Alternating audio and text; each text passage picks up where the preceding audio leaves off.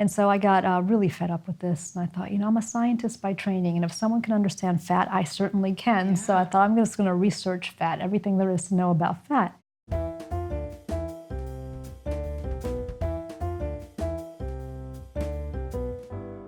We're here with Dr. Sylvia Tara, so thank you so much for being here with us. And what first got you interested in learning more about fat? Yeah, that's a great question. I've struggled with weight my whole life, really. Since I was a child, really, I gain weight faster than most people, and I have more trouble losing it than most people. And I went on a number of diets. I tried all kinds of things, worked with coaches, and sometimes I'd lose weight. Sometimes I could even gain weight if it was the wrong diet. And so I got really fed up with this. And I thought, I'm a scientist by training. And if someone can understand fat, I certainly can. So I thought I'm just going to research fat, everything there is to know about fat.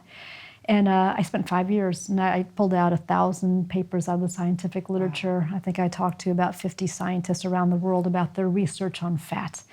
And what I was finding out was just so astounding that I decided to collect it all and put it in a book and share it with everyone. But fat is not just fat. There's much more to it. Absolutely.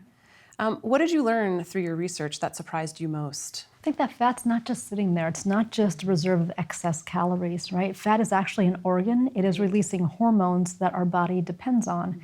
In fact, one hormone it releases is called leptin, and leptin has direct control on our appetite and our metabolism. So when we lose fat, we lose leptin, our appetite goes through the roof, and our metabolism plummets.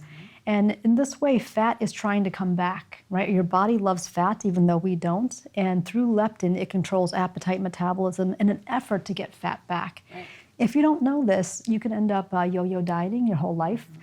It's hard. And I think knowledge is power. So knowing this and knowing what fat really is, it just helped me pick the right diet and helped me stay on it for the long term. Yeah. Yeah, that's amazing because a lot of people don't realize that our bodies are always trying to maintain that state of homeostasis. Right. And many times we mess with that balance and we don't know what we're actually doing. It can be hurting us. So, yeah. At IIN, we teach about a concept we call bio-individuality. So what works for one person won't necessarily work for another. This seems especially true when considering weight or on a similar diet, what makes one person gain weight and another person lose weight. Most definitely. The whole book I have, it's about how we are individual and different people have different obstacles to weight loss. So it's not even just what you eat and how much you exercise. That's a simple answer to it. In truth, our genetics play a role in our fat, and what we've inherited has a role. Bacteria has a role, viruses even. You can actually catch fat, believe it or not. Wow. So, and if you have some of these resident viruses, it just makes it harder to lose. Not that you can't lose, you can. And gender and hormones, our age, all of that factors in. So where you are on the spectrum of stubborn fat will differ depending on what stage of your life you're in. But not only that, just depending on what you've inherited, what your environment has been as well. So fat loss is incredibly individual, and I do document that quite a bit with all the research behind it. And so it could be easy for you to lose weight, or it could be that you have to be very patient, very persistent, and just stay with it and be very careful about what you do. And that's really important for people on their wellness journey, just to understand themselves and how their body operates, just so they don't stress themselves out in the process, and just knowing that understanding of what works best for them. Yeah, and I wish I knew what I knew now, right then, because I think I figured out the fat blueprint. Like we all have a different fat blueprint, if you will, and it's very individual. And I learned what to do for me, and hopefully, my book will help others learn that too. It's fascinating. Yeah. So many people end up going through cycles of dieting, which often makes weight loss even harder. What advice do you have for helping people break that diet cycle? Yeah, so you really have to understand yourself. And the other thing is you have to be very persistent. For some people, weight loss takes a long time. If you're older, your hormones, your fat-busting hormones like testosterone, estrogen, growth hormone, they're lower than they were when you were young. So you're gaining more weight. You have lower metabolism, you have less lean mass. It's really hard now. One thing you need to know is that once you've dieted, your body's never really the same, right? So after we've, say, lost 10% of our body weight, we now have lower leptin levels. And when you have lower leptin levels, you actually have a lower metabolism than you did before you dieted. And especially if you've yo-yo dieted, you have a lower metabolism than before you ever started. So the key to know is that you're not on a diet just for 6 months to lose weight. You're on this diet permanently, because you do have a caloric penalty once you've dieted, meaning that you can't eat as much. And what we find is that people, after they've lost, say, 10% of their body weight, they have to eat about 22% fewer calories than before, which equates to 250 to 400 calories less, or they have to exercise more. And the effect lasts a long time. It's been studied for 6 years. It might be permanent. So if you want to break the cycle, find a diet you like. It works for you biologically, socially, psychologically, and stay on that diet. Right? It's just the new normal. Yeah, consistency is key. Yeah, and knowledge is power. I don't see this as depressing. It's like once you know what's going on, you can do something about it. And so there's good positive examples of people who did that also that I write about. Yeah. Very empowering and gives people a lot of hope. So. Yeah. Diet obviously plays a major role in the amount of fat in individual stores. But diet aside, what role does lifestyle play in our weight? Yeah, I think so much. I mean, there's all these things in lifestyle that you can change that are good and better for weight loss. One is sleep, for example. Right? I mean, sleep, you just take it for granted. I'm going to sleep. Sometimes I don't sleep enough, whatever. But people who have chronic inadequate sleep, they actually have higher ghrelin levels. Ghrelin's a hormone that causes hunger. They have lower leptin. Leptin's involved with satiation. And they're overall a little less healthy. They tend to be more obese. Right? And also, you know, when we sleep, we get growth hormone, another hormone that helps us with weight loss, and they're also disrupting that. So you can do simple things in your lifestyle that promote healthy living and promote weight loss too. And so that's one example, but there's a number of them. Yeah. So as health coaches, how can we use this new understanding of how fat works to help our clients reach their weight goals? Yeah, really good question. I think you have to understand where your client is on their fat loss journey. What kind of fat do they have? Is it genetic? Is there a genetic component to it, a family history of it? Are they young? Is this going to go quickly? Their hormones are high. There's different things to think about. You know, one primarily is what's their dieting history? Have they yo-yo dieted? Because that will cause disruptions in leptin that makes it harder to lose weight. Are they older? Are there fat-busting hormones like testosterone, growth hormone, estrogen, are they lower, right? That's going to make it harder. Some kind of genetic component perhaps will make it harder. So take all this into consideration. And you're either at the easy end of the spectrum to lose weight or the harder one, right? And I think you have to coach them. They might need to be very patient if they're at the harder end, right? The more stubborn fat end. Or maybe not. If they're easier, you know, it's less effort, more food latitude, more latitude in how you lose that weight. But really, my book is really about stubborn fat. When you have fat that won't leave you, what are the obstacles? What are the myriad of things you can do to try to address that? Yeah, and just to be that partner, just to help them work through that, because that can be a very difficult thing for some people to accept. Yes, it's very powerful. Actually, having a coach, it's really powerful. It's holding them accountable and helping them when they get down, you know, at the same time. There's something called dichotomous thinking. It's where people feel if they go off their diet, they failed now, right? And there's no point in staying on. And actually is associated more with women than men. So having someone there saying, it's okay, forgive yourself, just get back on. For a lot of health clinics, it makes all the difference of a successful diet versus one that's not. Yeah, and that's so important to hear from a practitioner who sees this on a daily basis. You know, so you speak about willpower in your book in regards to weight maintenance. So research shows that the more restrictive we are with our diets, often the more preoccupied we become by them and the less control we tend to have over our food choices. So how do you balance the idea of being intentional about your diet without being overly restrictive? Yeah, you know, on dieting, you have to give yourself breaks, right? I mean, there's even research that shows this. People who are constantly exerting themselves, as time goes on, they give up. Hospital workers say who they're told to wash their hands after everything they do, and towards the end of the day, they don't wash their hands anymore. They get tired of it. But if you give them longer breaks in between, they'll continue to wash their hands.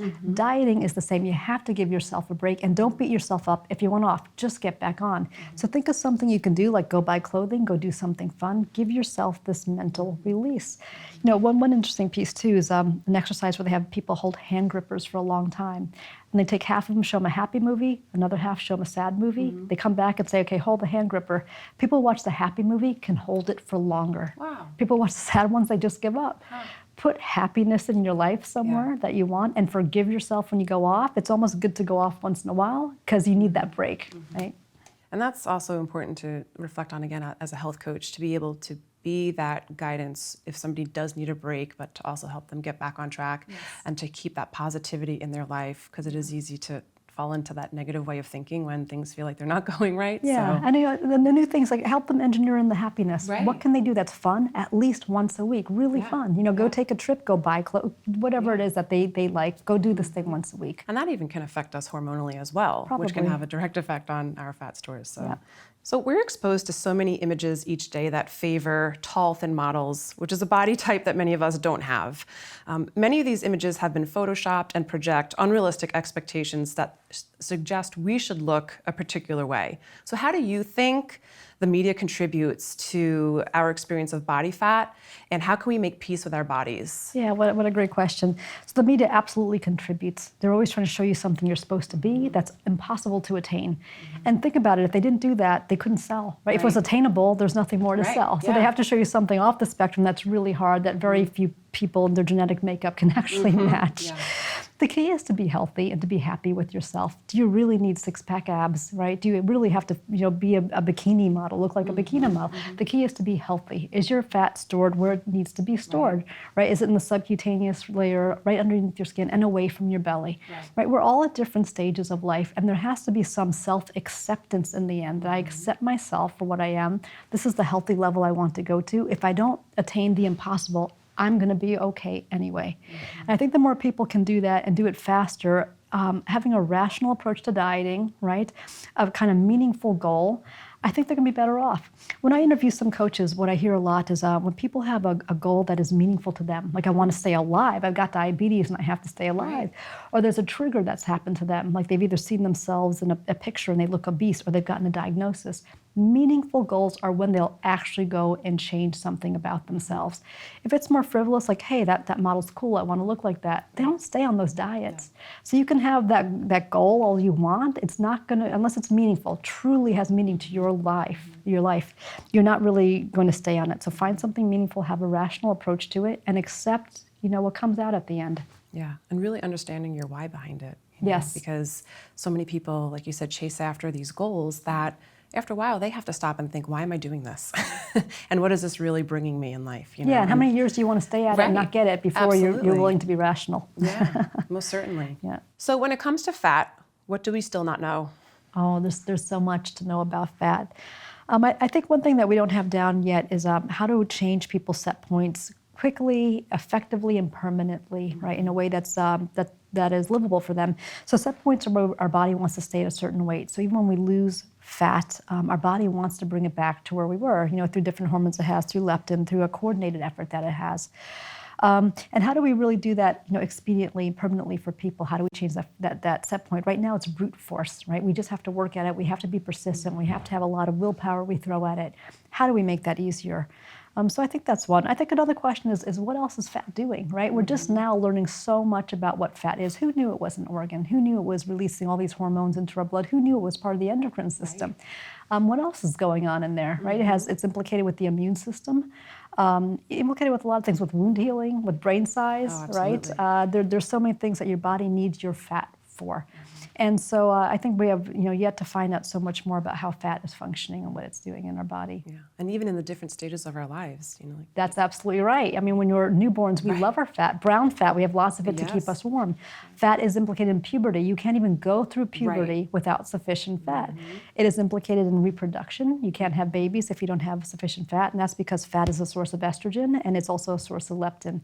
And then as we age, fat is actually somewhat protective. There are some studies that show it prevents mortality, from various diseases. Some of the diseases it's accused of creating, like diabetes and cardiovascular disease, there's something called, the obesity paradox, where for some reason, some studies at least are showing that it's a little bit protective in old age. So it's a fascinating organ, if you will. It's doing a lot more than we think it is. It is, and I think it deserves more credit than it gets. Yes. So where do you see the research heading in the next few years? Yeah, I think, one thing is I think there needs to be a lot more education about preventing fat gain, excessive fat gain.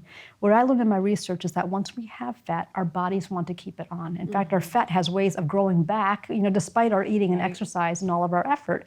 And so, once it's on there, it does not want to come off. I think a lot more with children and just nutrition counseling, right? Exercise counseling. Don't gain that weight. It's very hard after that. I think there's other things, looking at the effect of leptins, right? When you, lose weight or lose fat, you lose leptin. Is there a way to get that leptin back? It's shown that when people are injected with leptin after, say, losing 10% of their weight, they actually are able to maintain their weight a little bit better. So I think a lot around weight maintenance after you've lost it, right? How do you help people maintain that loss for a long time? And there's interesting things like people talking about injecting brown fat, into people, because brown fat burns calories. It doesn't hoard calories, not primarily. A lot of things, cold exposure. I know people who are jumping into cold pools now, right, to get their brown. I will not ever do that, but to get their brown fat active again. So I think there's a lot of ways to go. And personalization, I think that's the key. We're all so different, and I know research groups who are looking at that, looking at the microbiome, the genetics. How do we personalize diets for people? So that'll be another way to go. Because it's all interconnected. So.